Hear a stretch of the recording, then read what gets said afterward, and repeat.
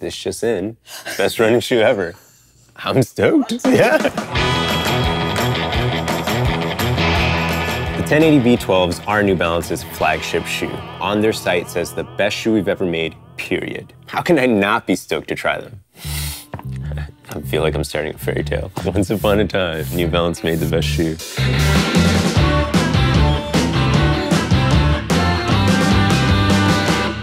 So a quick disclaimer up front, I am an REI what am I? So a quick disclaimer up front, I am an REI employee, but the opinions I'm sharing are all based around my personal experience. So these are the New Balance 1080 V12s. These shoes are coming in at 1 pound, 4.6 ounces a pair, or about 10.3 ounces per shoe. This shoe has 30 millimeters of stack height in the heel, 22 millimeters of stack height in the forefoot, meaning it's got an 8 millimeter drop or offset. Where it falls in their line is that it's a really cushy shoe that's great for long distance runs. On a more cushioned side, you have the Fresh Foam More shoe, which got even more cushion. It's a little bit plusher of a ride. And on the less cushioned side, you have the 880s, which are gonna be pretty cushioned, but a little bit more nimble. So let's dive into the 1080 V12s. We'll start with the upper, which is made of what New Balance calls hypo-knit, which is kind of this like stretchy material on the upper. Kind of reminds me of like a cardigan. And honestly, maybe it's a weird thing to say. It reminds me of a comfortable sweater that's not gonna get you, too warm. It's still breathable, still got a little bit of that stretch. It's a little bit more reinforced in the heel as you would expect, but doesn't feel too firm. Also got this kind of like really interesting tongue that just is an extension of that. Sometimes you get these really thin tongues. This is kind of a pretty plush tongue, so I dig that. And it's got this kind of a cool rubberized portion for the New Balance accents. Then we're getting into the midsole area. So this is Fresh Foam X. You can see the little X there. So Fresh Foam X is kind of what gives this shoe the ride. This shoe is, again, meant for longer distance. It's meant for comfort. It's meant to kind of give you that feeling that you just sink into it, and it really does that. So the Fresh Foam X is what accomplishes that. On the outsole, when we talk about traction for road running shoes, you're really just talking about kind of how it can give you some energy return, maybe if it's a little bit wet. You do have a little bit more of a rubberized outsole, which is kind of nice, but you can see that it's not hugely overdone. It's just kind of light on there.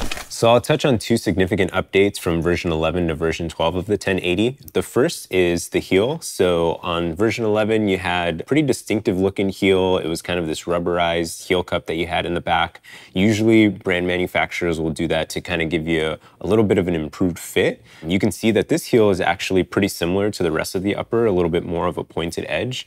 This heel cup actually accomplishes a more snug fit. And for me, again, I didn't even have to use a heel lock tie. So I felt like I got that kind of snug fit there. So the weight is the other significant difference. Significant might be arguable. This shoe is a pound lighter.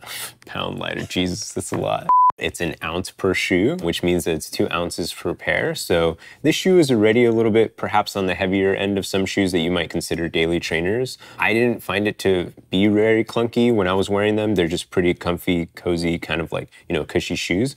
But if you're concerned about weight, there is an ounce difference there.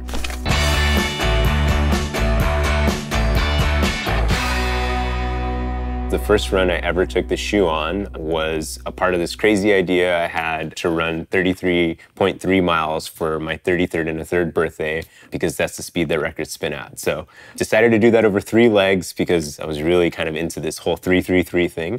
And the first leg was 11.1 miles. And that's the first time I ever put the shoe on. So I put it on and I ran 11.1 miles in it. I was really interested in trying this shoe specifically for that run because when I think about Fresh Foam, I think about this idea of like a squishy, comfy ride. And that's exactly what I felt during that run. Cardigans could be cool. I put it on, it was really comfortable. I kind of felt myself sink into that Fresh Foam. I felt like I can kind of be set up for the rest of the day.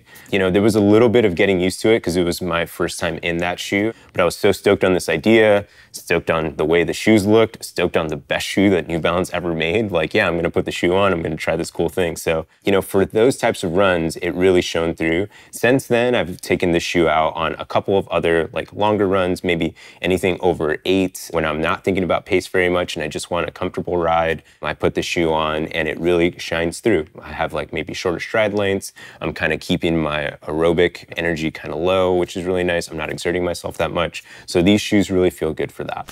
So there's a lot of things I really love about this shoe and why I'll go to it when I want want a comfy experience. The one thing that I didn't really dig about this shoe is just the weight. I feel like it's a little bit heavier than some of my daily trainer options. That comes from maybe the reinforced plastic on the runner's eyelet and some of these extra texturized pieces.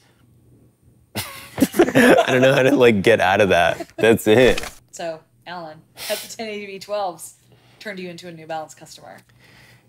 Yeah, so I put on the best shoe New Balance has ever made, and I asked myself, was I excited about it? And I really am. After a few runs in the shoe, I start to understand that this shoe is just a comfortable shoe in lots of different run environments. I think about my own running journey and my own intention to run. Most of my runs are at slower distances. They're about building volume of miles for my weeks. And when you look at most running plans, training plans, when I talk to most running customers, running friends, they're all talking about building that volume. And when I think about building volume of miles, this shoe does that really well. It lets you kind of put miles on there. It doesn't make you think about the pace. And for the days that you're going to do perhaps some speed workout or you're going to push the pace a little bit more, you usually have another shoe to kind of move in there. So I think about a shoe that's going to have lots of miles on there, that you can put a ton of distance, that you can stay comfortable in, that will keep you motivated to run. This shoe does that really well. And I can understand New Balance saying like, yeah, this is the shoe to get you through your running journey.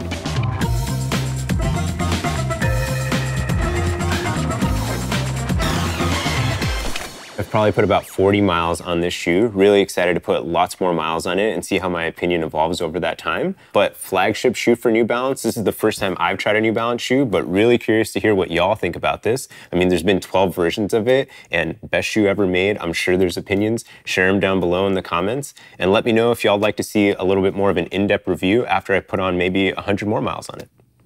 And then, yeah, y'all, I guess will tell me when to stop. Is that cool? I'll just keep talking because I don't remember when, like, you know. This is what we're dealing with. Is that weird?